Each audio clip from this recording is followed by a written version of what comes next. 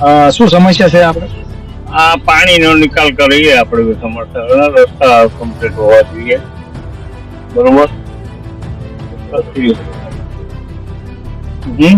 સ્થાનિક સ્વરાજની આ ચૂંટણી આવે છે એના લઈને શું કહેશું? એ તો કહીશું ને કે ભાઈ આ પ્રોબ્લેમ છે, અમારા પ્રોબ્લેમ સોલ્વ કરો અમારો, અમે વોટ આપીશું. સરકાર ભાજપની દેશે.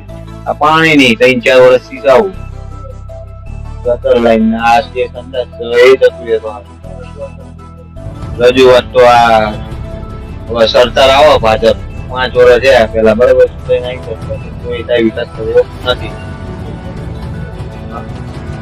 તમે ત્યાં આવે આ સરકાર આજે ભાજપ ચૂંટાઈને આવો બરાબર, આજે પાણીની સુવિધા છે, બધું પાણી થાય છે, રસ્તો આવવા જવાનો તો બધું સારું કરે એમ કામ છે.